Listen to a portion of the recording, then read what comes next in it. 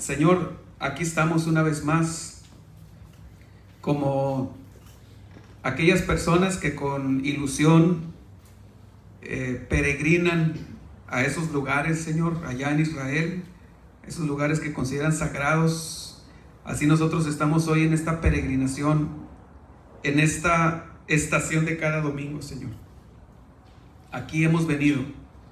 Queremos sentarnos a tus pies y meditar en lo que tú nos vas a decir, Señor, para nuestro bien, nuestro gozo, nuestra edificación, nuestra corrección y nuestra fortaleza. Ayúdanos, Señor, a ver la serenidad y la majestad de tu santidad y tu gloria en tu palabra, Señor.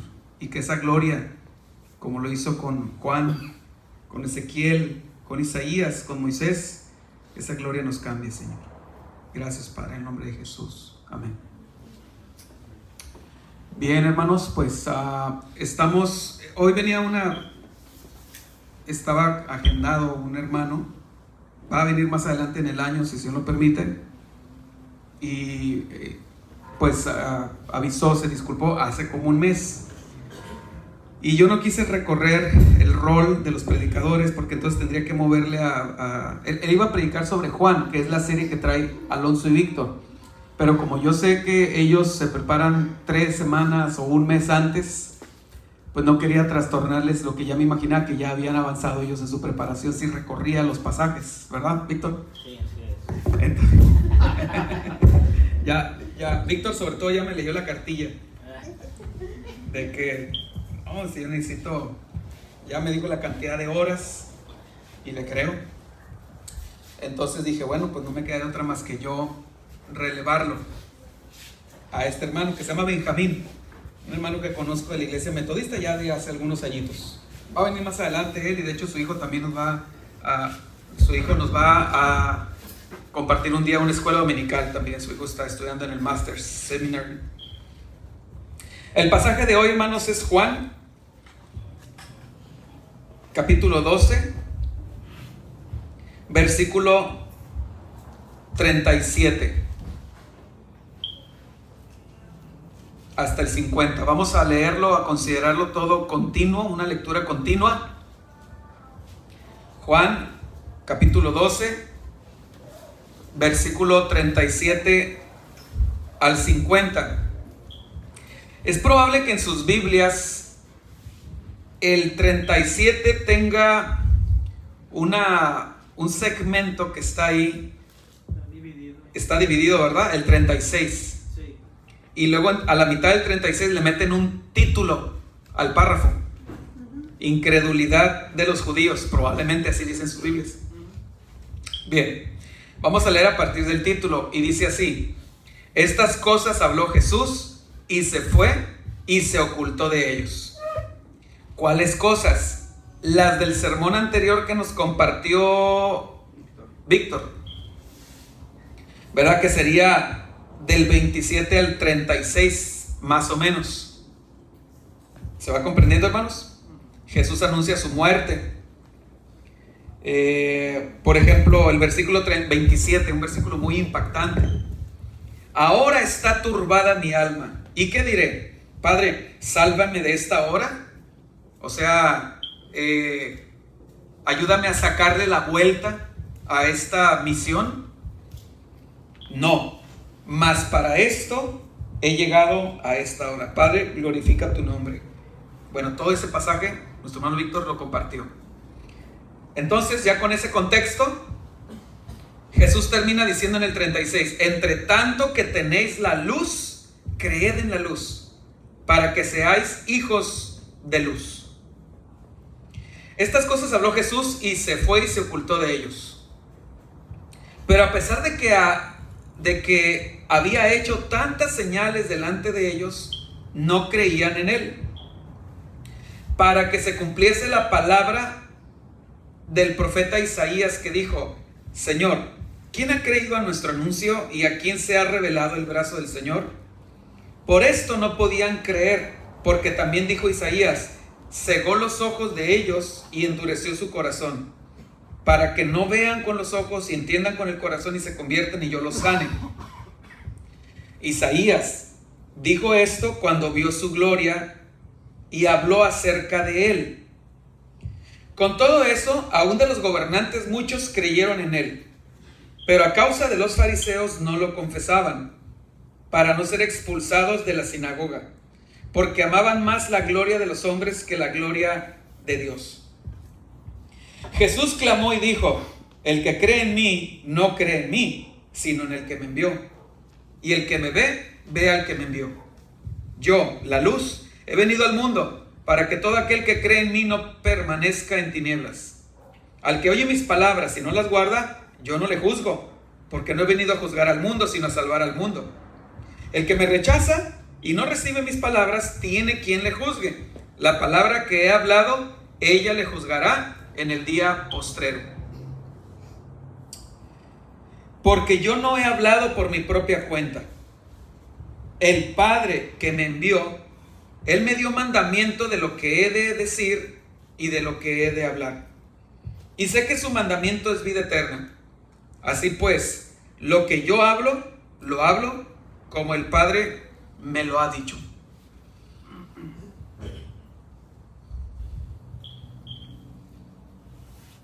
Bueno, primero, hermanos, quiero decirles que normalmente podemos acercarnos al Evangelio de Juan de una forma cronológica. O sea, los eventos que están ahí mencionados a lo largo de los 21 capítulos de Juan. 21 capítulos de Juan son cronológicos. Pero aquí tenemos un comentario de paréntesis. ¿Qué quiero decir con esto? Fíjense en el versículo 36. Entre tanto que tenéis la luz, creed en la luz, para que seáis hijos de luz. Y luego dice: estas cosas habló Jesús, y se fue y se ocultó de ellos. De manera que del 37 al 50 no es estrictamente cronológico. O sea, no podemos decir que lo que está del 37 al 50 sería un evento, un día. Ustedes saben que a veces en los evangelios dice: aquel día Jesús hizo esto y dijo aquello. No necesariamente, sino que lo que está entre el 37 y el 50 lo dijo Jesús en algún momento, y no necesariamente lo dijo después del 36. Más bien, lo que está del 37 al 50 podríamos bien decir que es un resumen de varias frases que Jesús dijo a lo largo de su ministerio, o a lo mejor en algún otro día que no es este día. Y no podemos pasar por alto la frase con la que termina el 36.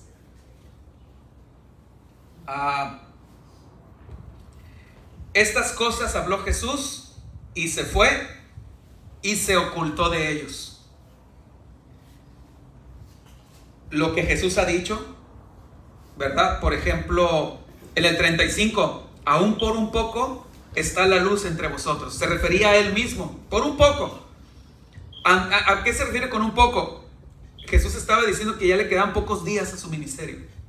Él es la luz, Él es la luz del mundo. Él era la luz aquí en la tierra. Y les está diciendo, por un poco. En otro lugar también lo vuelve a decir: por un poco estaré con ustedes y después ya no estaré con ustedes. Andad entre tanto que tenéis luz, para que no os sorprenda las tinieblas. Fíjense el tema que está manejando el Señor: luz, tinieblas. Luz, tinieblas. Porque el que anda en tinieblas no sabe a dónde va. Entre tanto que tenéis la luz. Y Jesús está siendo muy literal. Jesús les está diciendo: mientras yo estoy aquí en medio de ustedes. O sea, si podemos decir que algún día literalmente la luz estuvo con nosotros, la luz del mundo, fue hace 2000 años. En otro lugar Jesús dice: entre tanto que estoy en el mundo, luz soy del mundo. Y entonces Jesús les está diciendo: entre tanto que tenéis la luz, creed en la luz, para que seáis hijos de luz. Pero impresionante, hermanos, y es para no pasarlo por alto, que en cuanto Jesús dice esto, estas cosas habló Jesús y se fue y se ocultó de ellos. se ocultó de ellos.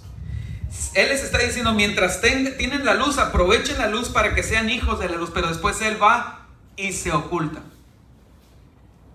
En la Biblia nosotros encontramos la advertencia a aprovechar, entre tanto se dice hoy, a aprovechar la oportunidad de salvación, a aprovechar la oportunidad de bendición para los que ya somos salvos. Entre tanto se dice hoy, porque llegará el día en que se hará de noche para nosotros. Aunque los seres humanos suelen perder el control de sus emociones, Dios nunca lo hace. ¿Cuántos de nosotros hemos perdido el control de nuestras emociones alguna vez? Unos más, otros menos, ¿verdad? Pero todos por lo menos alguna vez. Creo que mentiría aquel que dijera, no, yo siempre tengo control absoluto, ¿verdad? Dalai. Bueno, no sé si conocen ese anuncio.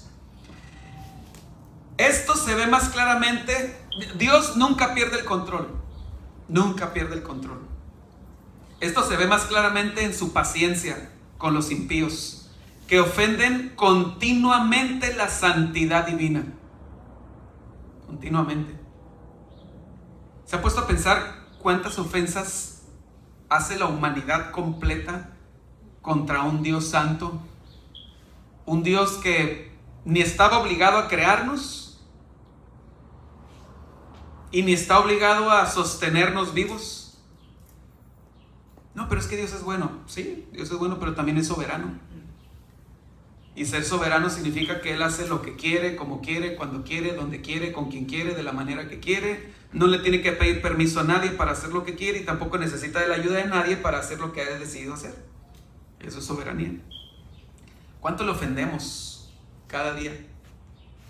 Nosotros, olvídense de la humanidad. Nosotros, ¿cuánto le ofendemos? Él podría destruir justamente a todos los pecadores en el momento en cuanto violan su ley y en todas las transgresiones posteriores.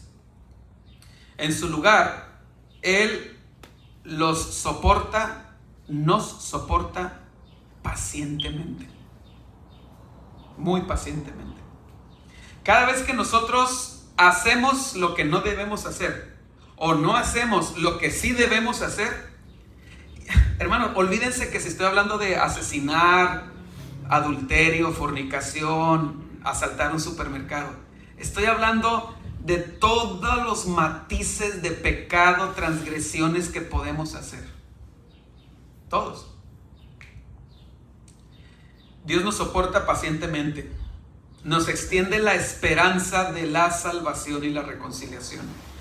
Aun cuando lo han ofendido, su paciencia es infinitamente perfecta.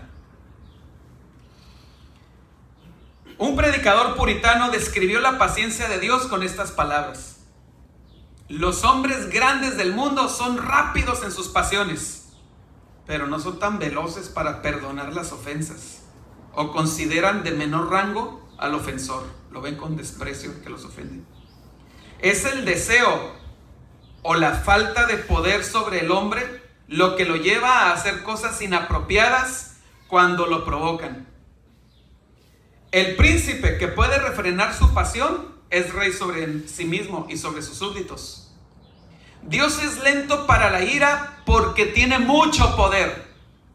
¿Se fijan cómo se relaciona su paciencia con su poder? Cuando nosotros nos airamos rápidamente significa que no tenemos poder. O sea, no me puedo controlar, no me puedo contener. Pero Dios tiene mucho poder. Él controla su ira. Una ira justa y santa. Cuando nosotros nos airamos, la verdad es que muchas de las veces podemos pensar, estoy enojado con esta persona, ¿por qué me hizo esto? Pero la verdad es que la inmensa mayoría, el 99.999% de las veces nosotros también contribuimos a esa ofensa. O sea, no somos, ¿cómo se dice? No estamos exentos de culpabilidad cuando alguien nos ofende. Pero en cambio, cada vez que ofendemos a Dios, Él es inocente como dice el salmista en el Salmo 51, ¿verdad? Contra ti solo he pecado, reconoce el rey David. Y tengo que decir esto, acompáñenme al Salmo 51, para que vean un poquito ahí el contexto. Salmo 51.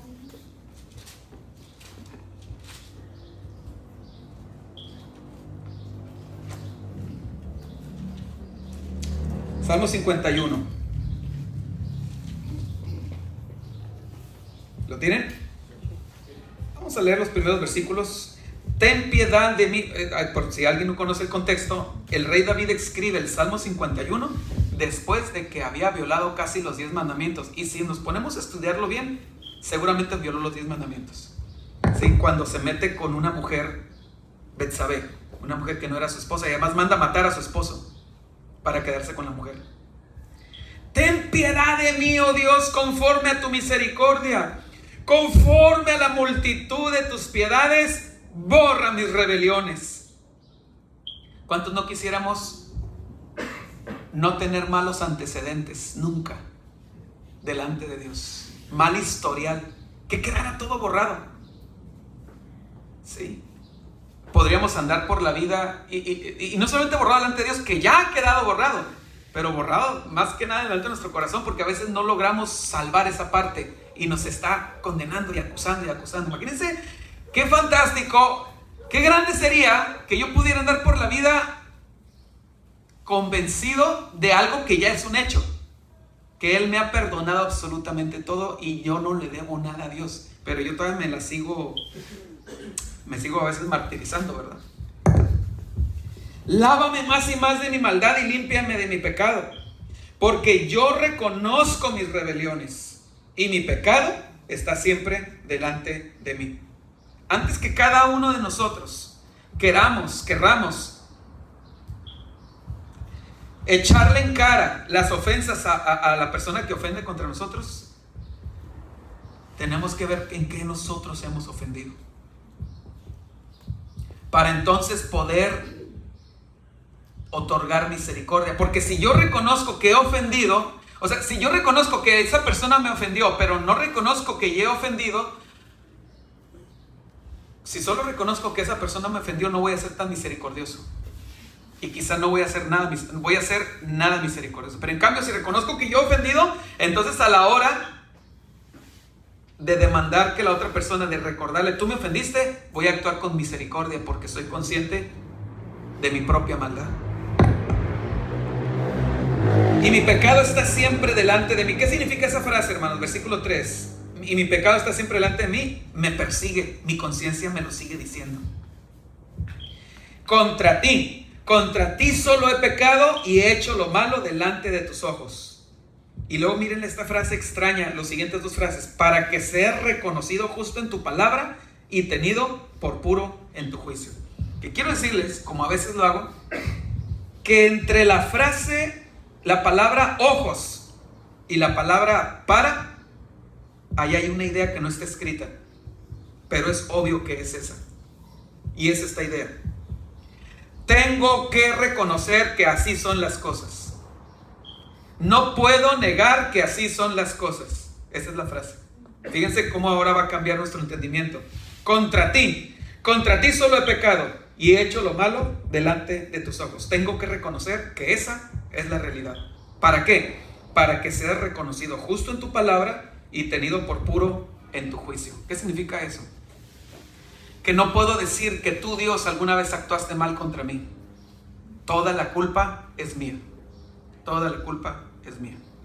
Contra ti solo he pecado, he hecho lo malo delante de tus ojos, para que tú seas reconocido. Yo tengo que dar ese testimonio para yo no engañarme, porque, hermanos, ¿cuántas veces nosotros nos engañamos y nos enojamos con Dios y le echamos la culpa a Dios de algo? Entiendo que alguien podría pensar que tiene que ver todo esto con Juan. No se preocupen, con la ayuda de Dios lo voy a conectar. Sigo leyendo. Dios es lento para la ira porque Él tiene un gran poder. Su poder es grande. No tiene menos poder sobre Él que sobre sus criaturas. Dios es lento para la ira. Hay muchos pasajes que enseñan eso. Salmo 103:8, Salmo 86, 15, Salmo 145, 8, Éxodo, Números, Nehemías, Joel, Jonás, Nahum, etc. Todos esos pasajes dicen que Dios es misericordioso y clemente. Clemente significa que otorga perdón. La lentitud de la ira de Dios o su paciencia se manifiesta sobre todo al demorar el juicio por el pecado. Él es paciente, no queriendo que ninguno perezca, sino que todos procedan al arrepentimiento. Segunda de Pedro 3. Porque la paciencia de nuestro Señor es para salvación, dice Pedro. O sea, si Dios está teniendo paciencia del pecador, es porque le está dando tiempo de que se arrepienta. La paciencia continua de Dios ha producido que santos piadosos de todos los siglos se maravillen en su sufrimiento. O sea, déjenme explicar esta frase de este teólogo. La paciencia continua de Dios ha producido que los santos piadosos de todos los siglos se maravillen en su sufrimiento. O sea, imagínense cristianos que sufren en cárceles, torturas, campos de concentración, etcétera, persecución, y dicen, pero ¿por qué Dios no me defiende? ¿Por qué Dios no me libra? ¿Por qué Dios no mata a los que me están haciendo esto? ¿Verdad? Es por la paciencia de Dios. ¿Se dan cuenta qué tan paciente es Dios? Impresionante su paciencia. ¿Sí? En Apocalipsis 6 dice, ¿se acuerdan un pasaje que aquí he nombrado varias veces? Vi bajo el altar las almas de los que habían sido muertos por causa de la palabra de Dios y el testimonio que tenían. Y clamaban a gran voz diciendo, ¿hasta cuándo, Señor Santo, justo y verdadero, no juzgas y vengas? Fíjense, vengas nuestra sangre en los que moran en la tierra. Y Dios les responde, todavía no, porque todavía no se completa el número de los que van a ser salvos. Cuando se complete el número de los que van a ser salvos y los saque de la tierra, entonces voy a descargar mi ira. Fíjense qué paciente es Dios. Lo asombroso de esto es que Dios es santo, Él es justo, Él no ha pecado nunca. No ha pecado y Él está deteniendo su ira.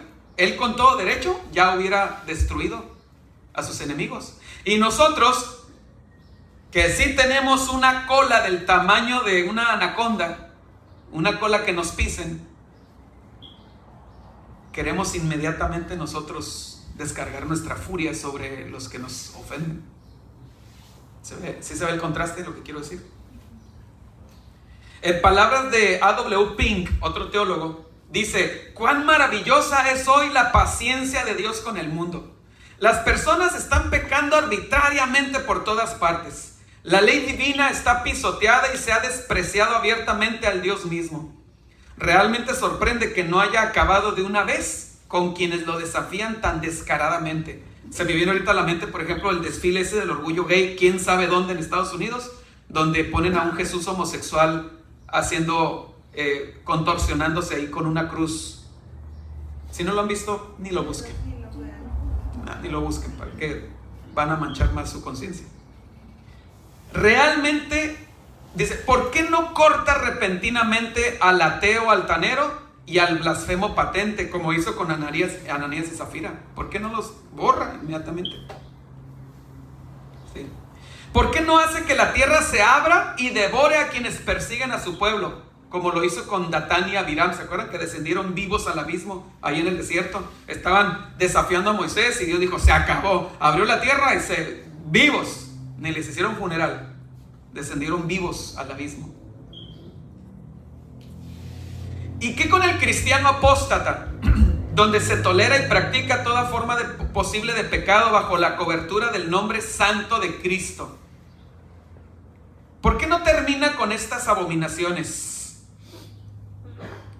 la ira justa del cielo? Solo hay una respuesta posible.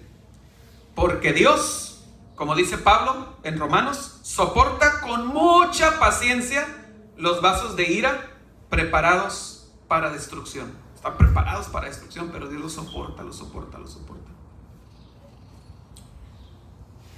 Dios manifestó inicialmente su paciencia en el huerto del Edén. Cuando Adán y Eva pecaron por primera vez, pudo haber terminado la raza humana juzgándolos inmediatamente a los dos. Hermanos, Dios es omnisciente. Dios ya sabía Cuando Adán y Eva pecaron, Dios ya sabía todas las guerras, los sufrimientos, los homicidios, los magnicidios, los genocidios, los infanticidios, todo lo que iba a venir enfrente.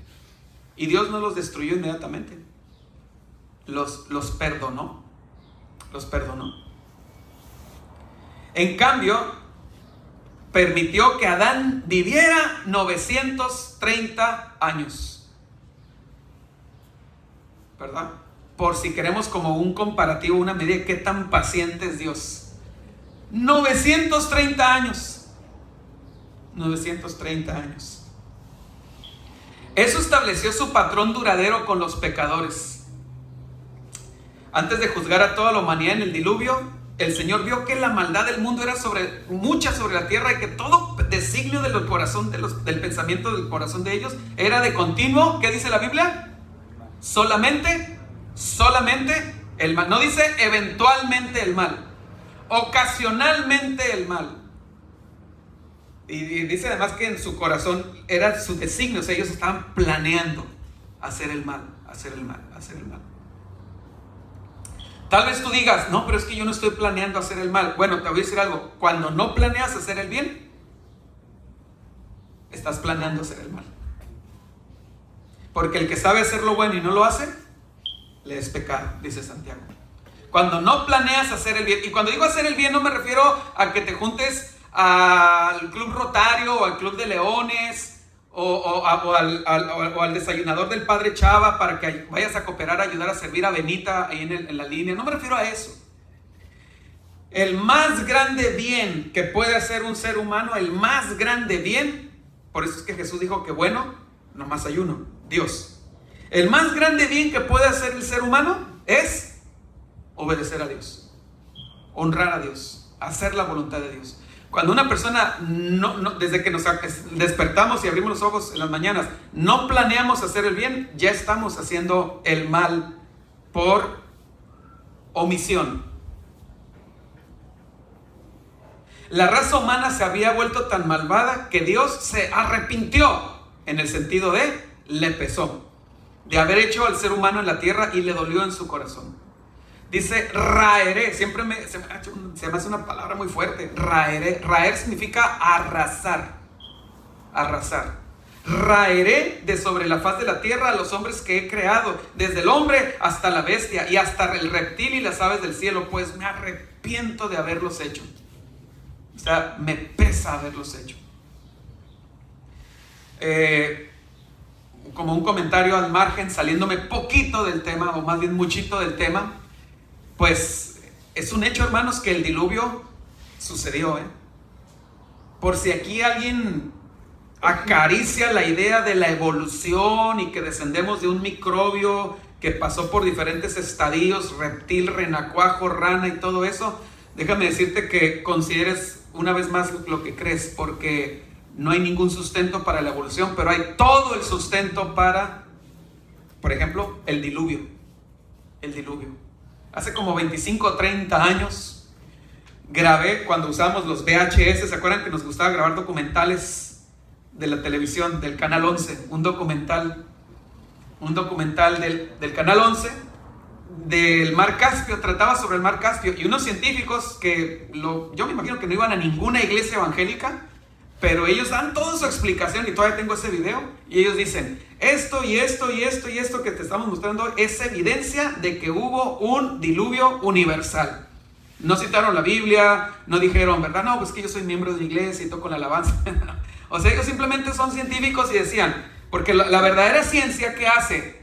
Tiene que emitir un dictamen en base a las evidencias. Y dicen, esto es evidencia de un diluvio universal. Y por cierto, la semana pasada vi también un video que me brincó ahí de TikTok o no sé qué, ahí en Facebook, de ¿cómo se dice? Fósiles de moluscos por allá en las montañas rocallosas de los Estados Unidos, allá arriba en la cima de las montañas, ¿verdad? No creo que haya habido algún plan gubernamental para transportar en camiones miles de moluscos y vaciarlos allá arriba, ¿no? Simplemente hubo un diluvio universal, ¿verdad? Y entonces el Señor dice: raeré de sobre la faz de la tierra a los hombres que he creado, desde el hombre hasta la bestia, hasta el reptil y las aves del cielo, pues me arrepiento de haberlos hecho. Aún así, frente a tan extrema provocación, Dios siguió demorando su juicio. ¿Qué tanto lo demoró? Dios le dice a Noé: 120 años más. Predícales 120 años. 120. ¿Por qué tendría que esperarse eso si la maldad ya había llegado al límite?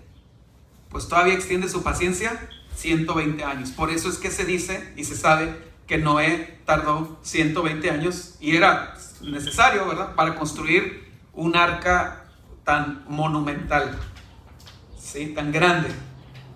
Dice: no contenderá mi espíritu con el hombre para siempre, porque ciertamente él es carne, mas serán sus días a partir de hoy 120 años. Este fue el periodo que la Biblia dice que la paciencia de Dios esperaba en los días de Noé, mientras Noé predicaba continuamente la justicia de Dios, llamando a las personas a reconocer su pecado, a arrepentirse, confiar y someterse a Dios.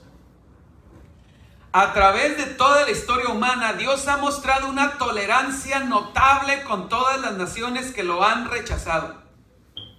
A veces, hermanos, Dios les da una probadita anticipada a las naciones y a los individuos, una probadita anticipada de lo que les va a pasar si no se arrepienten. A veces Dios lo hace. Por ejemplo, cuando hay un terremoto, ¿verdad? Cuando hay así eventos que son traumáticos, cuando escuchamos la noticia y nos pueden llenar de ansiedad, ¿qué decimos? ¿El diablo? No, ¿verdad? Ya sabemos que no es el diablo. Ya sabemos que no es el diablo. En Isaías 45, versículos 5, 6 y 7 dice así el Señor: yo soy Jehová y ninguno más hay. No hay Dios fuera de mí. Yo te ceñiré aunque tú no me conociste. O sea, yo voy a controlarte. Yo voy a hacer contigo lo que yo quiera aunque tú no me conociste. Es algo que Dios le está diciendo a Ciro. Al rey Ciro. Para que se sepa desde el nacimiento del sol y hasta donde se pone que no hay más que yo Jehová y ninguno más. Que formo la luz y creo las tinieblas. Que traigo la paz y creo la adversidad. Yo Jehová soy el que hago todo esto. ¿Quién trae la adversidad? ¿Quién trajo aquel tsunami de Indonesia que arrasó con 250,000 personas? En cosa de horas murieron 250,000, o sea, 250,000. Dios dice: yo. No le eches la culpa a las placas tectónicas o al diablo. No, yo lo hice y no voy a negarlo, yo lo hago. Son pequeños probadas de Dios de que Dios tiene un límite. Un límite. De hecho, en Génesis 15:16, Dios le dijo a Abraham que demoraría todavía largamente y sacando cuentas, demoró. O sea, hay un momento en que Dios le dice a Abraham está en Canaán, en lo que iba a ser la futura tierra prometida de Israel. Y Dios le dice a Abraham: mira, vas a bajar, tus descendientes estarán cautivos en Egipto por 400 años y luego los voy a traer acá porque la maldad del amorreo no ha llegado al colmo todavía. Y se refiere a cuando Israel entró a Egipto, estuvieron cautivos, luego salieron, ¿verdad?, con Moisés y luego Josué, anduvieron vagando 40 años en el desierto, luego entraron a la tierra prometida. Y ese pasaje, alguna vez yo ya se los expliqué a ustedes, no sé si recuerdan, lo van a recordar, que una vez di una enseñanza que se trataba de esto. Dos cosas que tienen que suceder para que Cristo regrese.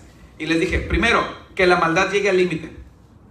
Segundo, que el último de los escogidos suba de categoría, de ser escogido no salvo a escogido salvo. ¿A cuánto recuerdan esa enseñanza? Es lo mismo que estoy invocando ahorita este pasaje. Dios les dice: los voy a traer acá cuando llegue la hora, porque la maldad del amorreo no ha llegado al límite. Fíjense, eso se lo está diciendo Dios a Abraham en ese momento, hablando de algo que iba a pasar 450 años más adelante. O sea, lo que le está diciendo es: todavía puedo aguantar 450 años más. Todavía no ha llegado al límite, pero en 450 años la maldad del amorreo llegará al límite. Y entonces todo coincidirá. Yo lo haré coincidir en que ustedes entren y arrasen con todos. Asombroso, ¿no? Como Dios obra. Hace como unos 10 años vi un documental que afirmaba esto. Lo que la Biblia dice que que la gente de lo que actualmente es Israel tenían prácticas paganas, unas peores que otras, pero el colmo era que practicaban una modalidad de aborto. Tomaban a sus hijos, lo ofrecían a un ídolo llamado Moloch. Era un ídolo así hueco, como una alcancía, pero gigante, unos 2-3 metros de alto. El ídolo tenía los brazos extendidos, pero adentro de él era hueco y era de metal, había una fogata. Y entonces al niño lo aventaban por las fauces de Moloch, vivo, para que se quemara vivo. Pues vi un documental de Nat Geo, donde el arqueólogo y antropólogo estaba en un lugar ahí, en unas excavaciones, y decían, mira, todo esto son puros esqueletos de niños, dice, y dio la edad, me acuerdo, no recuerdo la edad exacta que él dijo, pero sí me acuerdo que eran menores de 10 años, eran muchos, un cementerio. Y lo más impresionante no es que estuvieran los esqueletos ahí, lo más impresionante es que él dijo, este pueblo de aquí de Canaán, ellos practicaban los asesinatos rituales de niños. Sí, decía en ese documental. De igual forma, Dios demoró el juicio sobre Asiria, profetizado en Nahum, por más de una generación. Pablo dijo a los paganos de Listra, les dijo, en las edades pasadas, Él ha dejado a todas las gentes andar en sus propios caminos. Ciertamente no se dejó a sí mismo sin testimonio, haciendo bien. O sea, Pablo dice, en el tiempo pasado Dios dejó que la gente hiciera lo que le diera la gana. Pero al mismo tiempo Dios dejó de testimonio de su existencia. Y luego Pablo pasa a decir, ¿cómo? Dice, haciéndonos bien. O sea, cada vez que nos va bien, ¿qué dice la gente? Ah, la suerte. Dice el necio en su corazón, no hay Dios. La suerte. Es que soy muy buena gente yo. El karma, la ley del karma. Me va bien porque soy buena gente. Y Jesús le dice, necio, no hay justo ni a uno, no hay nadie bueno. ¿Verdad? Haciéndonos bien. Cada vez que nos va bien es un testimonio de que Dios existe. Qué hermoso es el Señor. Dándonos lluvias del cielo y tiempos fructíferos, dice Pablo. Pablo se lo está diciendo a unos filósofos. Llenando de sustento y de alegría nuestros corazones. Qué hermoso el Señor. Qué incomprensible el Señor, que Él llena de alegría los corazones de gente perversa. Les da buenos tiempos, buenos ratos, buenos momentos. Sus vacaciones allá en Europa o en Puerto Vallarta o en Los Cabos o donde sea.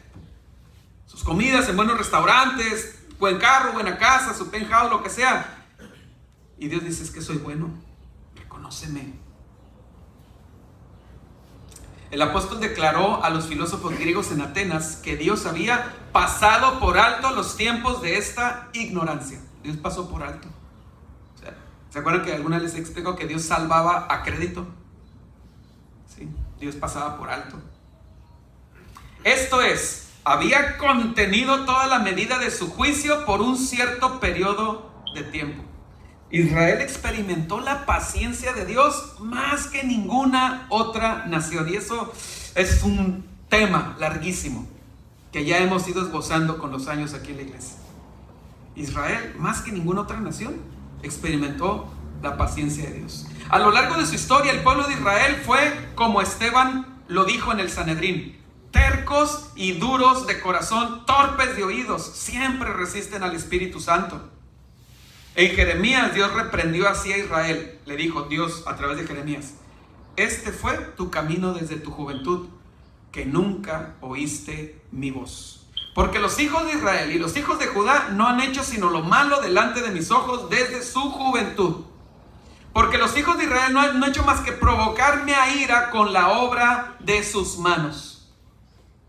Hay un pasaje, también en Jeremías, se me viene apenas a la mente, no lo traigo aquí escrito, donde algunos teólogos creen que es una referencia al aborto ritual que hacían La nación de Israel, la nación del pacto, la nación a la que se le dio la ley, las promesas, los mandamientos, de la cual vino Cristo.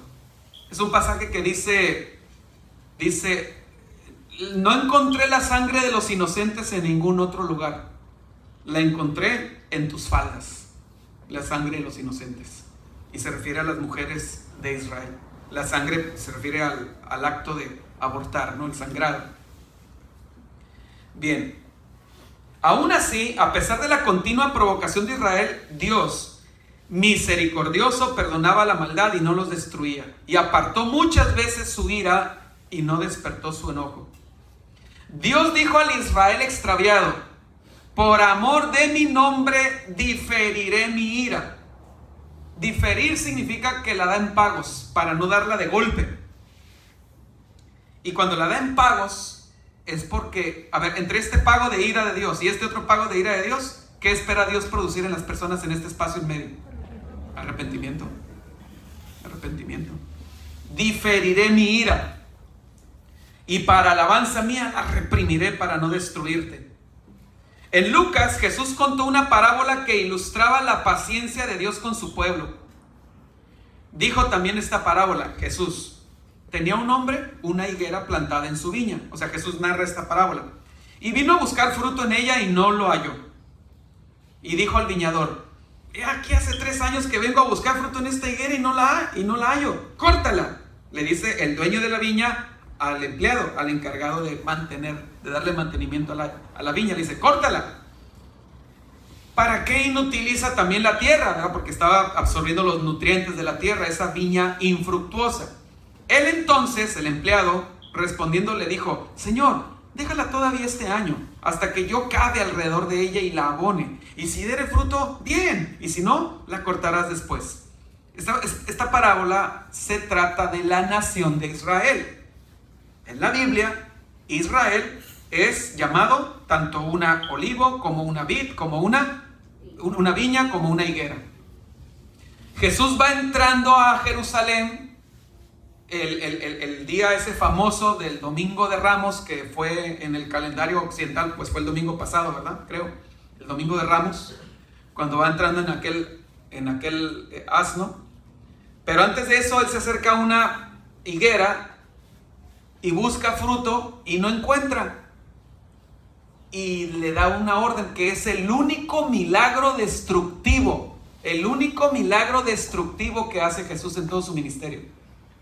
Y mató a la higuera, o sea, la secó. Instantáneamente se secó la higuera. Y era Jesús estaba dando una enseñanza objetiva, visible, de Israel. Porque Jesús está a punto de entrar a Jerusalén. ¿Y qué representaba Jerusalén? El núcleo de la vida nacional, religiosa y política de Israel. Donde se suponía que estaba el templo, ahí la gente se suponía que en Jerusalén, ¿verdad?, iba a haber verdaderos adoradores. Y lo que Jesús está diciendo es: he venido a Israel, mi vid, mi olivo, mi higuera, y no hay fruto. No hay fruto. ¿Fruto de qué? Fruto de obediencia. Fruto de una vida transformada. Fruto de justicia le llama la palabra de Dios. Fruto de justicia. Pablo dice en Filipenses que vamos a llegar un día a la presencia del Señor llenos de frutos de justicia, que son por medio de Jesucristo y que son para gloria y alabanza de Dios. Jesús dice en Juan 15, dice: no me escogieron ustedes a mí, yo los escogí a ustedes, yo los elegí a ustedes y los he puesto. ¿Puesto en dónde? Los he conectado a mí, que soy el tronco central de la vid. Yo soy la vid, ustedes son los sarmientos, los pámpanos, las ramas de las que cuelga el fruto. No me escogieron ustedes a mí, yo los escogí a ustedes y los he puesto, los he conectado a mí para que vayan y lleven fruto. Y si diere fruto, bien, y si no, la cortarás después. Dios es también paciente con los pecadores individuales, porque hasta ahorita he estado hablando de naciones. Déjenme hablar un poquito de personas, de nosotros. En Romanos 2:4, Pablo preguntó: ¿O acaso te atreves a menospreciar las riquezas, la abundancia de su benignidad, su paciencia y su tolerancia? ¿Y te atreves a ignorar que esa benignidad te guía al arrepentimiento? Algo que ya he explicado aquí antes. Después añadió en esa misma epístola: Dios, queriendo mostrar su ira y hacer notorio su poder, soportó con mucha paciencia los vasos de ira preparados para destrucción. Las palabras del apóstol a Timoteo resumen su autobiografía espiritual. Pablo en 1 Timoteo, ya lo vamos a ver pronto este pasaje en los sermones de Timoteo, Pablo da su autobiografía en 2 o 3 versículos. Dice Pablo: pero por esto fui recibido a misericordia, para que Jesucristo mostrase en mí el primero de qué, de los pecadores, toda su clemencia, para ejemplo de los que habrían de creer en él para vida eterna. Pedro recordó a sus lectores que Dios es paciente para con nosotros, no queriendo que ninguno perezca, sino que todos procedan al arrepentimiento. Escucha esto: si tú estás hoy aquí y no conoces a Cristo, lo único que tú dices en tu convicción es: yo creo en Dios. Si tú dices yo creo en Dios, lo más probable es que no conoces a Cristo, no le conoces a Él verdaderamente. Si ese es tu estado, Dios, el que tú estés hoy aquí es porque Dios te está exponiendo a la luz. Cree en el Señor, cree en Él, antes que Jesús vaya y se esconda. Porque llegará un día en que Él se va a esconder y ya no se le va a encontrar. Ahorita se lo voy a leer en la Biblia, donde dice eso. Sí. Y Dios se esconde de muchas formas. A su paciencia se debe que Él no haya regresado en juicio final. Ya lo expliqué, ¿verdad? Como declaró un renombrado predicador en un sermón sobre la paciencia de Dios, dice así: hemos esperado la venida del Señor cuando muere la noche, lo hemos buscado a la entrada de la mañana, lo hemos esperado en el calor del día y creído que podía venir ante la próxima caída del sol, pero no estaba allí. Él espera mucho tiempo, mucho tiempo. ¿Acaso no vendrá? La paciencia es la razón por la cual no ha venido. Está soportando a los hombres. El relámpago aún no llega, pero Jesús dijo: porque como el relámpago que sale del oriente y cruza el cielo hasta el occidente, así será la venida del Hijo del Hombre. Aún no se desgarran los cielos, ni se enrolla la tierra. Aún no llega el gran trono blanco y el día del juicio, porque Él es compasivo y soporta por largo tiempo a los hombres. No tiene afán para responder ni siquiera, escuchen esto, Dios no tiene afán ni siquiera para responder a las oraciones de sus elegidos. Señor, ya ven. No, porque si voy ahorita, tu tío, tu mamá, tu primo, tu pariente, tú te pierdes. ¿Sí? Bueno, no tú, porque son elegidos, ¿no? Pero tus parientes se pierden. En el mundo evangélico se han hecho decenas de canciones de alabanzas, quizá miles de alabanzas, ¿verdad? Sí, ven Señor Jesús, vuelve, y ya ven, dicen, por más que cantes no voy a regresar, yo tengo mi hora, estoy esperando que el último se convierta, el último de los elegidos se convierta. Es paciente, lento para la ira y grande misericordia. No obstante, el hecho de que Dios sea lento para la ira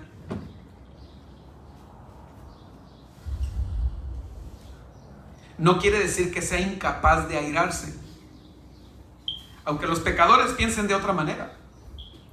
Salomón dijo en Eclesiastés 8:11, dice: por cuanto no se ejecuta luego sentencia sobre toda mala obra, el corazón de los hombres sigue en ellos dispuesto a pecar. Piensa en esto. Imagínate que cada vez que pecáramos algo pasara y que nosotros lo pudiéramos discernir y decir: esto malo que me pasó fue por ese pecado que acabo de hacer. ¿Cómo caminaríamos todos? Derechitos. Pero el que Dios no haga eso produce en nosotros un falso sentido de confianza,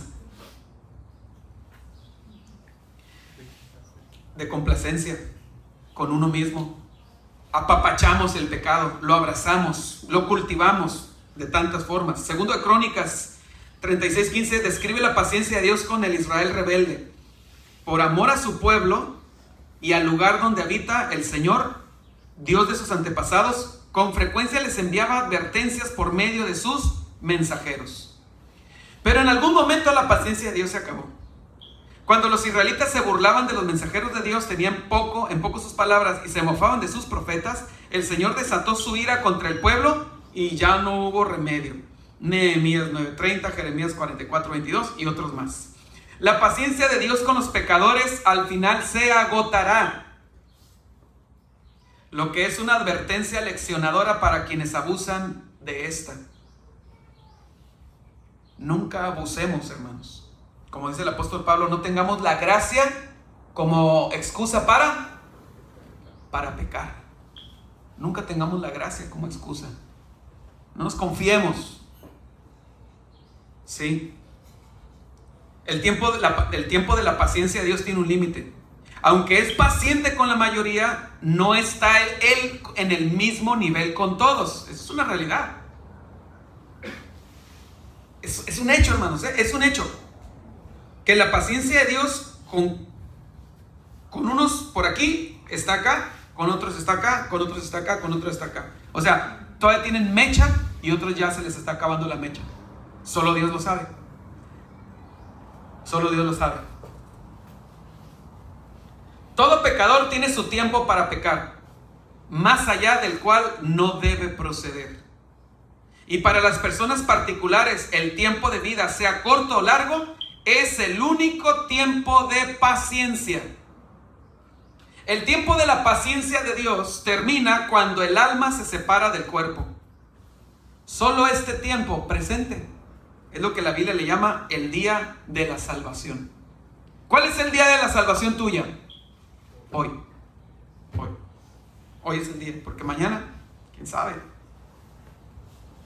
Los versículos 35 al 50 registran el llamamiento. Me refiero ahora, regresando al Evangelio de Juan. Los versículos 35 al 50 registran el llamamiento final de Cristo a Israel. Son un resumen de todo su ministerio público. Por eso les decía que el pasaje en el 36, que está partido a la mitad, cuando dice, y Jesús se fue y se escondió de ellos. Y luego les dije, y del 36 al 50, no es que lo dijo inmediatamente, sino es un resumen de muchas declaraciones de Jesús en su ministerio. No es que lo dijo después que se ocultó. ¿Por qué? Pues porque fue y se ocultó, ya no dijo nada. Jesús se ocultó. Durante más de 3 años, Jesús se había presentado al pueblo de Israel como su Mesías y proclamado el evangelio del reino. Había corroborado sus afirmaciones enseñando con poder y autoridad y con un despliegue de milagros como nunca los había visto el mundo, para demostrar que Él era Dios.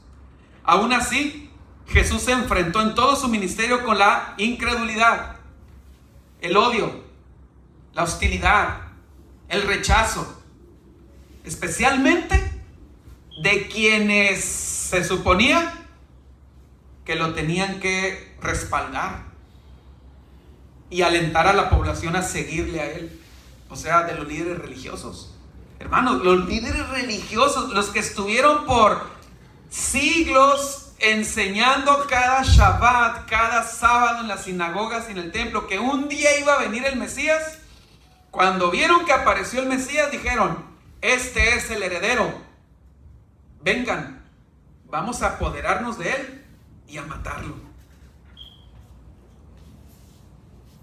Tal incredulidad y rechazo pronto alcanzaría su cenit en la cruz. Cenit es el punto en el cielo a la vista de nosotros cuando el sol llega a su punto más alto. Tal incredulidad y rechazo pronto alcanzaría su cenit en la cruz. Este pasaje conmovedor registra el llamamiento final a la fe. Descubre las causas fatales de la incredulidad y expone las consecuencias fatídicas de creer, pero no creer. Déjame explicar lo que quiero decir. Regálenme estos últimos 10 minutos. Vamos a Juan capítulo 12. Juan capítulo 12. Versículo 37. Pero a pesar de que había hecho tantas señales delante de ellos, no creían en él. ¿Para qué? Para que se cumpliese la palabra del profeta Isaías, que dijo: Señor, y esta es una cita de Isaías 53. Señor, ¿quién ha creído a nuestro anuncio? Hermanos, en Isaías 53 no está escrita la respuesta, pero se sobreentiende. ¿Quién ha creído a nuestro anuncio? Y la respuesta debería ser: muy pocos, muy pocos. ¿Y sobre quién se ha revelado el brazo de Jehová, del Señor? Sobre todos, sobre todos. O sea, aquí Juan, espero que no se revuelan, pero aquí Juan, en esto que estamos leyendo, está citando algo que dijo Isaías en Isaías 53. Isaías le dice al Señor: Señor, ¿quién ha creído nuestro anuncio? La implicación es que Dios le responde: muy pocos. Y luego le hace otra pregunta: ¿y sobre quién se ha manifestado el brazo de Jehová? Unos versículos antes en Isaías 53. Acompáñenme a Isaías 53 y pónganle un papelito ahí a Juan.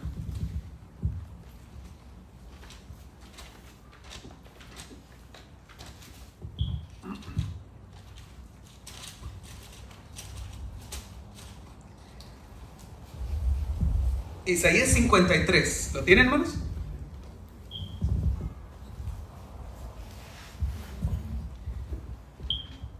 He aquí, versículo 1. ¿Quién ha creído a nuestro anuncio? ¿Y sobre quién se ha manifestado el brazo de Jehová? ¿Lo está leyendo, hermanos?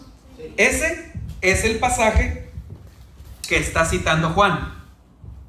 ¿Sí? Es un pasaje mesiánico. Es una profecía de cómo Israel actuaba ante los mensajeros de Dios. ¿Quién ha creído nuestro anuncio? Muy pocos. ¿Y sobre quién se ha manifestado el brazo de Jehová? ¿Quieren saber sobre quién se manifestó el brazo de Jehová?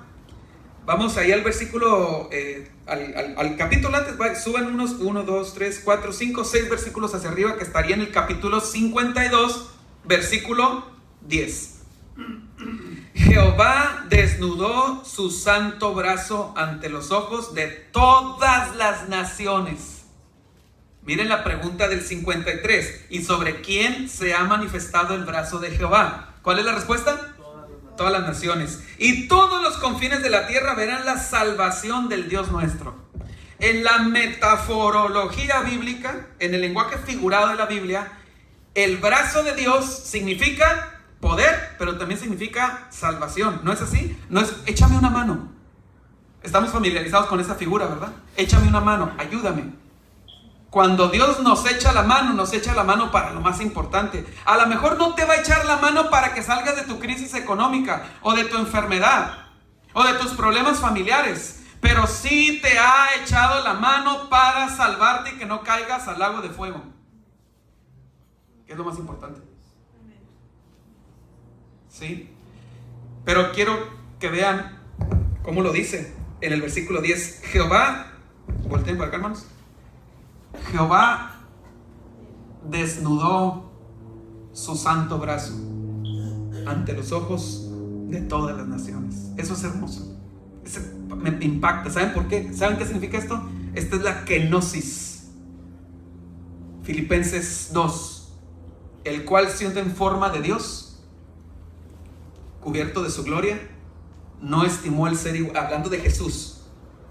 Haya pues en vosotros este sentir que hubo también en Cristo Jesús. ¿El cual? Cristo Jesús, siendo en forma de Dios, no estimó el ser igual a Dios como cosa que aferrarse, sino que se despojó a sí mismo, tomando forma de siervo de carne.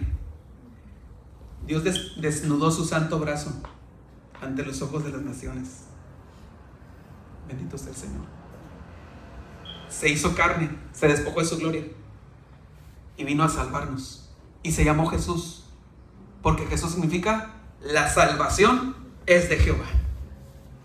La salvación es de Jehová. Eso significa Jesús en hebreo, Yeshua. La salvación es de Jehová. Regresamos a Juan. Juan 12. Entonces Juan está citando a Isaías. ¿Y a quién se ha revelado el verso del Señor? A todos. Y por esto no podían creer, porque también dijo Isaías. Y aquí está citando otra vez a Isaías, pero creo que es Isaías 4, me parece.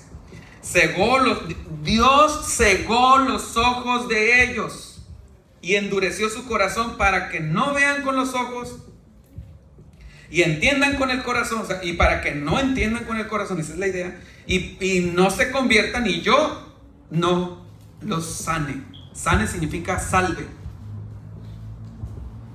Isaías dijo esto cuando vio su gloria y habló acerca de él. Hermanos, el que Juan haya dicho esto, esta frasecita, no es nomás para rellenar espacio en las Biblias. Isaías dijo esto cuando vio su gloria y habló acerca de él. Juan está diciendo que estos pasajes, el último, el segundo, el del versículo 40, y cegó los ojos de ellos, saben que esa frase la dijo Isaías, allá en Isaías, creo que es 6, gracias Alonso, cuando tuvo la visión de la gloria de Dios. ¿Pero por qué lo dice? Porque Isaías vio la gloria de Dios. Y miren lo que Jesús les está diciendo en el versículo 44. Jesús clamó y dijo. Cuando la Biblia dice que Jesús clamó, lo que quiere decir es que Jesús gritó o habló muy fuerte. El que cree en mí no cree en mí, sino en el que me envió. Y el que me ve, ve al que me envió. Cristo es la gloria visible del Dios invisible. Cuando Isaías vio la gloria de Dios, dijo eso. Dice que Dios cegó los ojos de ellos. Lo mismo está pasando, pero ahora lo que le pasó a Isaías, ahora le está pasando a Jesús aquí en la tierra. Él es la gloria de Dios. Y Dios está cegando los ojos de los que lo ven. ¿Por qué los está cegando? Hay que regresarnos al versículo 42. Al 41. Isaías dijo esto cuando vio su gloria y habló acerca de él. Entonces ya le dije que no está nomás porque sí ese versículo. Miren lo que dice a continuación. Con todo eso, aún de los gobernantes, muchos creyeron en él, pero a causa de los fariseos no lo confesaban para no ser expulsados de la sinagoga, porque amaban más la gloria de los hombres que la gloria de Dios. Eso es lo que condena a una persona. Si tú no amas a Dios, Dios va a cegar tu entendimiento. Ahí en Juan 7, Jesús dice,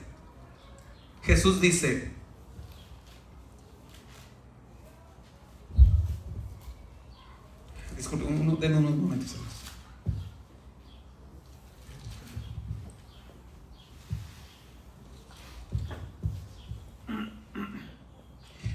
En Juan 7 Jesús dice,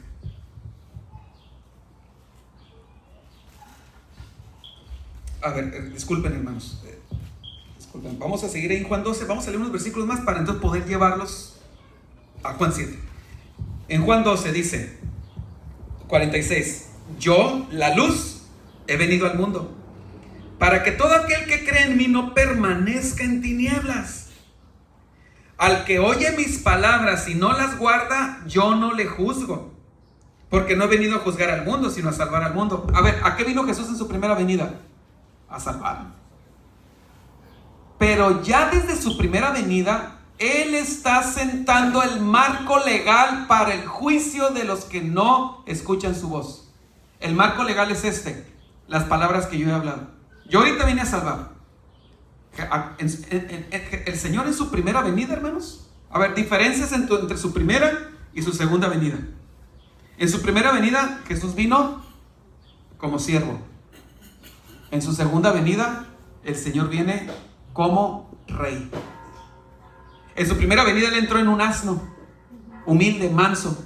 Así dice el Evangelio y así dice también Zacarías. En su segunda venida, y aquí un caballo blanco, y el que lo montaba se llamaba fiel y verdadero, y con justicia juzga y pelea. En su primera venida, Él vino como Salvador.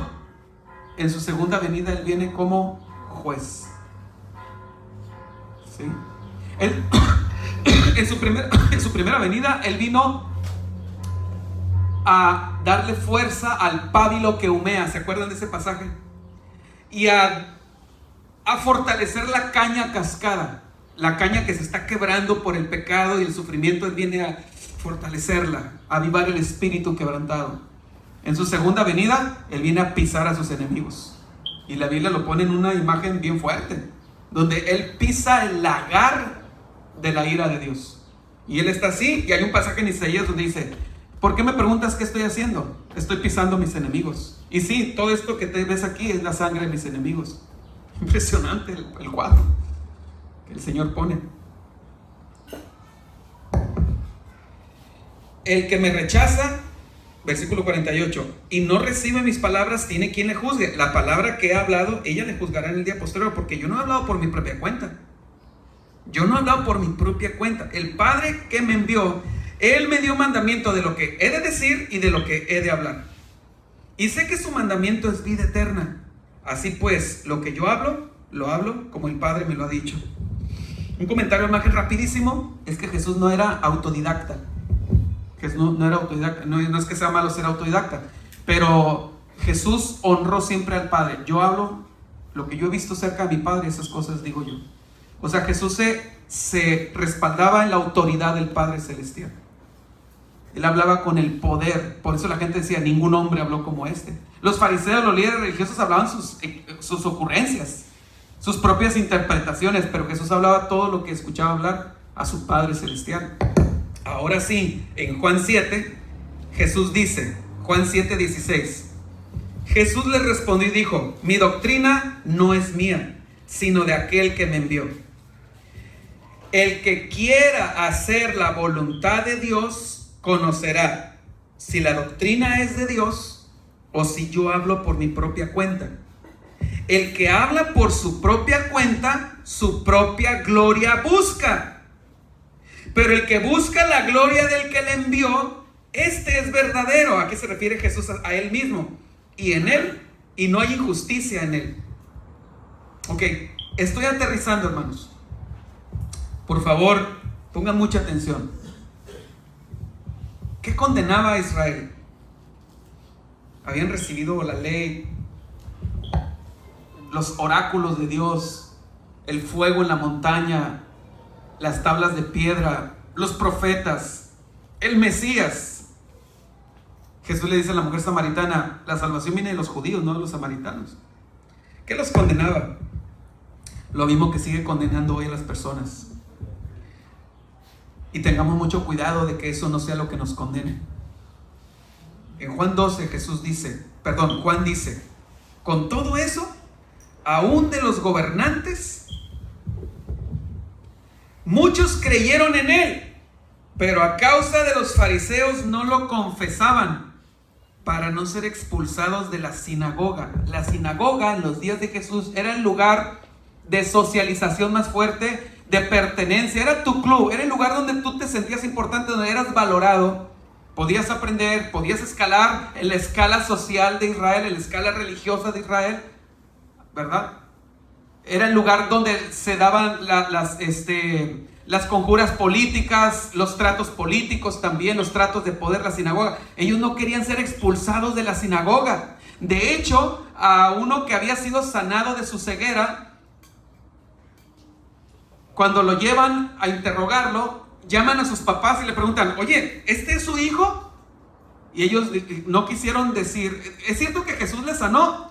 Ellos tenían tanto miedo de que también a ellos los expulsaran de la sinagoga, que dijeron: pregúntale a él. ¿Edad tiene? Pregúntenle a él. Tanto amaban la gloria de los hombres. Tanto amaban la gloria de los hombres, el favor de los hombres. Estaban empeñados, estaban dispuestos a empeñar sus almas. Empeñar sus almas por toda la eternidad, alejados de Dios en el lago de fuego, por tener algunos años de gloria en la tierra. Nosotros diríamos: pues ¿cómo es que no ven eso? Si es obvio lo que es más conveniente. Pues a veces nosotros no lo vemos tampoco. A veces nosotros tampoco estamos en riesgo de no verlo. Jesús dice, ya estoy terminando, hermanos, regálenme unos minutos, no se me distraigan con los pequeñines. Jesús establece el parámetro para poder ver la luz. Porque hay personas que creen que algo es la luz y dicen que no todo lo que reluce es oro. No todo lo que reluce es oro. Hay personas que dicen, no, esto es la verdad, esto es lo importante, es lo trascendente, esto es lo que voy yo a seguir. Pablo dice, oigan, no te maravilles, no te asombres de lo que estoy a punto de decirte. El mismo Satanás se disfraza como ángel de luz. Así es que asegúrate que lo que estás viendo es la luz verdadera que alumbra a todo hombre. ¿Y cómo lo sabemos? Este es el parámetro, este es el fiel de la balanza, el que determina si estás a la derecha o a la izquierda, en la verdad o en la mentira. Y es el que quiera hacer la voluntad de Dios, podrá discernir. Sabrá si yo hablo por mi propia cuenta, mis propias ocurrencias, o si hablo la palabra de Dios. El que habla por su propia cuenta, Jesús aquí está poniéndose hipotéticamente, él como hablando sus propias ocurrencias, solo hipotéticamente, porque obviamente Jesús no hizo eso. Y Jesús dice, el que habla por su propia cuenta, su propia gloria busca. Lo que quiere decir es, pero ese no es mi caso. Ese no es mi caso. Pero el que busca la gloria de Dios, se refiere a él mismo, pero el que busca la gloria de Dios, del que le envió, este es verdadero. Y no hay en él injusticia. No hay en él injusticia.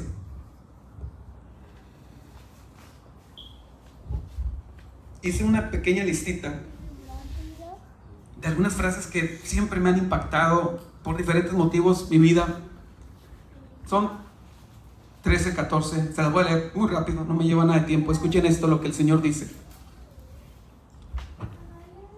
Tú tendrás tu lista, cada quien hay pasajes que pues que tal vez por alguna circunstancia que vivimos en algún momento de nuestra vida quedaron muy grabados, ¿verdad? En nuestro corazón, marcaron ese versículo. Cuando yo tenía este problema leí este versículo y nunca más lo he vuelto a olvidar. Diferentes situaciones, ¿no? Pero esta lista no son de mis problemas, no es porque yo pasé por ciertos problemas, que los he pasado, muchos, pero no tiene nada que ver con problemas que yo haya vivido. Esto tiene que ver porque yo veo aquí el carácter paciente del Señor, sufriente, bondadoso de Cristo. Y esto me constriñe, como dice creo que el apóstol Pablo dice, porque el amor de Cristo nos constriñe. Jesús dice, gloria de los hombres no recibo. Para juicio he venido a este mundo, para que los que no ven, vean, y los que ven, sean cegados. Fuego vine a echar a la tierra, ¿y qué quiero? Si ya se ha encendido. Lo que está diciendo es, no piensen que vengo a apagarlo, vengo a soplarle, para que se haga más fuerte el fuego. Pero de un bautismo, otra frase, pero de un bautismo tengo que ser bautizado. Y cómo me angustio hasta que se cumpla. Aquí Jesús se refiere a cuando Él fue lanzado en la cruz. Estando en la cruz, en cierto sentido, muy real, Él fue lanzado al lago de fuego. O mejor dicho, Él experimentó el lago de fuego por nosotros. Dice, pero de un bautismo tengo que ser bautizado. Y cómo me angustio hasta que se cumpla. Otro pasaje que el Señor dice es acerca de nosotros, sus ovejas: nadie las arrebatará de mi mano. Nadie les va a arrebatar de mi mano. Entre tanto que estoy en el mundo, luz soy del mundo. Otro pasaje aquí mismo de Juan 12: ahora está turbada mi alma, ¿y qué diré? Padre, sálvame de esta hora. No voy a decir eso, porque para esto he llegado a esta hora. Padre, glorifica tu nombre. En otro pasaje, en el huerto de Getsemaní, Jesús dice: mi alma está angustiada hasta el punto de la muerte. En otro pasaje también en Juan, Jesús dice: tengo poder para poner mi vida y tengo poder para volverla a tomar. ¿Saben que cuando el Señor está en la cruz y dice: Padre, en tus manos encomiendo mi espíritu, y luego expira, Él lo que está diciendo es: ya, Señor, ya cumplí. ¿Saben? ¿Han escuchado que hay los famosos sermones de las 7 palabras? Bueno, la sexta, esa es la séptima palabra, Padre. O sea, son frases que Jesús dijo estando en la cruz. La última es, Padre, en tus manos encomiendo mi espíritu. Pero ¿saben cuál es la sexta? Consumado es. Entonces Él dice, ya acabé mi misión, ya pagué por los escogidos, ya cumplí toda justicia, ya estoy consumando mi muerte, ya hice tu voluntad y entonces tengo poder para poner mi vida. Jesús tomó la decisión, no es algo orgánico que le sucedió, no fue algo biológico. Jesús a lo largo de todo su ministerio, ¿qué está diciendo? A veces lo quieren matar y ¿qué dice? Aún no ha llegado mi hora, aún no ha llegado mi hora, aún no ha llegado mi hora, aún no ha llegado mi hora. Había una hora para su nacimiento. Gálatas dice, cuando llegó el tiempo, Dios envió a su hijo nacido de mujer y nacido bajo la ley. Cuando llegó el tiempo, todo con Dios son tiempos, hermanos. Ahorita que estamos estudiando escatología, va a venir cuando ya tiene el día Él. Y cuando llegó la hora que cumplió y dijo, tetelestai, consumado es, dijo, en tus manos encomiendo mi espíritu, porque yo voy a sacar mi espíritu de mi cuerpo, te lo encomiendo. No fue algo orgánico, biológico. O sea, sí, pero creo que me entienden lo que quiero decir. O sea, no es como que hubo un desgaste y ya no aguantó más. No, ya es la hora. En tus manos encomiendo mi espíritu. Fue una decisión propia. Ahí lo dice. Tengo poder para poner mi vida y tengo poder para volverla a tomar. Y Jesús resucitó porque lo decidió. Al sea la gloria. Le veremos. Me quedan 6 frases. Le veremos más inatractivo para que le deseemos. Ese que está ahí en la cruz no tiene nada de hermoso. La gente lo veía y dice Isaías que su apariencia no era humana, era una masa ahí, como una vaca que le quitaron la piel y está colgada ahí toda ensangrentada en la cruz. Y como que escondimos de él el rostro, ¿verdad? Porque no nos gusta enfrentarnos a lo grotesco, a lo duro, a nadie. Juan dice, aquella luz verdadera que alumbra a todo hombre, venía a este mundo. Jesús dice, la piedra que desecharon los edificadores ha venido a ser cabeza del ángulo. El salmista dice, eres el más hermoso de los hijos de los hombres. Y también el salmista dice, salve Jehová, que el rey nos oiga en el día que lo invoquemos. Ahora sí termino con esto. Dios desea, hermanos, que creamos en su Hijo, no a nuestra manera, a su manera. No como Frank Sinatra, ¿verdad? A mi manera, sino a la de Dios. La mujer samaritana era muy religiosa, ciertamente, pero Jesús le dice, ustedes adoran lo que no saben.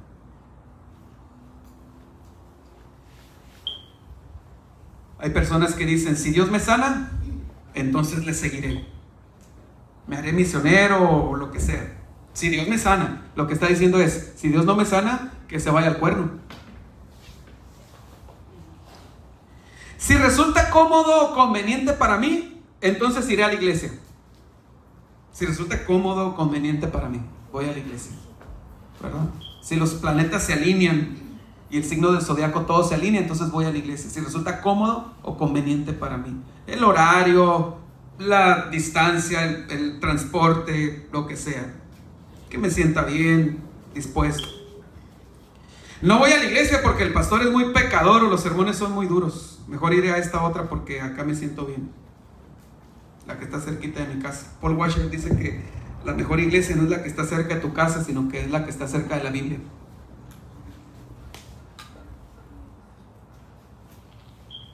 Si no tengo que dejar a mis amistades, claro que sigo a Cristo. Si no, Señor, yo te sigo. Nomás asegúrame que no tengo que renunciar a esto y esto y esto y esto.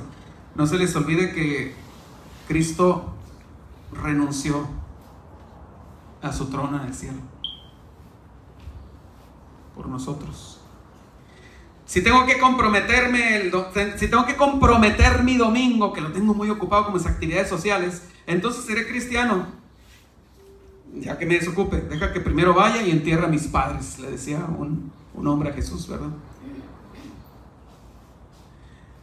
Un traumatólogo con el que fui esta semana me dijo: me gusta la Biblia porque en ella nos enseña cómo estar bien físicamente y económicamente. Por cierto, ya que me dijo a qué iglesia asistía, pues pude comprender por qué tenía estas ideas, ¿verdad? O como dijo Jacob en Génesis 28, 20 y 21, Jacob le dice a Dios, le dice: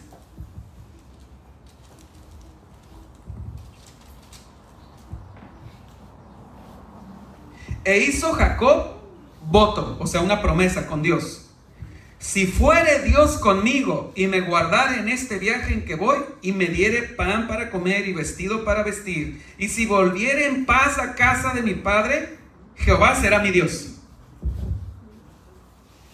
Lo que estaba diciendo es: si no me da comida para mis viáticos y eso, pues búscate otro siervo porque demandas mucho de mí, Señor. Ya no quiero, tengo más aquí, pero el versículo con el que quería terminar es Isaías, que dice así: venid luego. ¿Cuándo, hermanos? Luego. Luego significa a la de ya, ipso factamente, en el acto. No lo dejes para después. Escucha, tú que estás hoy aquí, venid luego, dice Jehová, y estemos a cuenta. Si vuestros pecados fueren como la grana, como la nieve serán emblanquecidos. Si fueren rojos como el carmesí, vendrán a ser como blanca lana. En Isaías 2:12 dice: porque el día de Jehová de los ejércitos vendrá sobre todo soberbio y altivo, y sobre todo enaltecido, y será abatido. En otro pasaje el Señor dice: venid ahora, buscad a Jehová mientras pueda ser hallado, llamadle en tanto que está cercano. Cuando dice mientras pueda ser hallado, automáticamente está afirmando algo, y es que no siempre podrá ser hallado. No siempre podrá ser hallado. Amén, hermanos. Vamos a orar al Señor.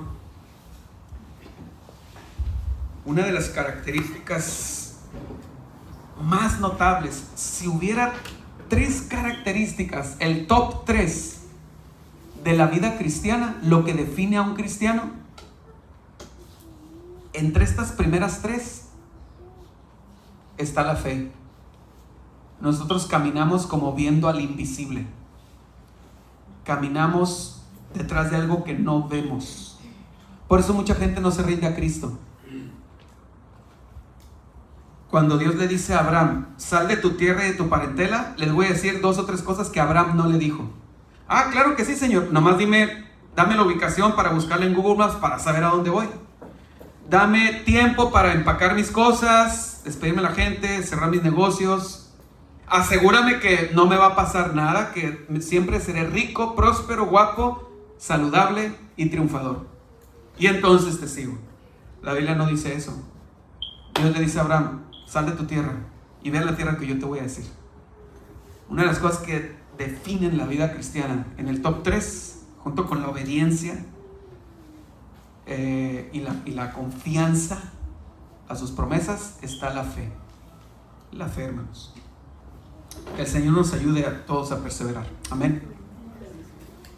Padre bendito, Espíritu de santidad, Espíritu de sabiduría, gracias, Señor, porque tu palabra es puntual, es gloriosa, es clara, se despliega en blancos y negros a nosotros. No hay confusión, porque tu palabra ha salido de tu boca, que es ese horno que purifica todo. Toda tu palabra es limpia, como plata refinada en horno de tierra.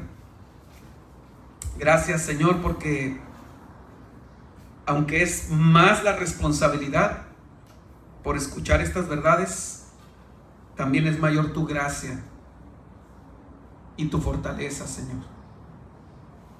Y tu paciencia, Señor, es inmensa. Y entendemos que tu paciencia tiene un límite. Pues te rogamos una vez más, Señor, que alargues tu paciencia con los que no te conocen, de nuestros seres queridos, y con nosotros mismos en aquellas áreas de nuestra vida en la que ya nos has llamado la atención a corregirnos. Ten paciencia, Señor, y sigue obrando la transformación en nosotros para tu gloria y nuestro gozo y nuestro asombro y nuestra gratitud, Señor. Gracias, bendito Rey, en el nombre de Jesús. Amén. Bien, hemos terminado, hermanos.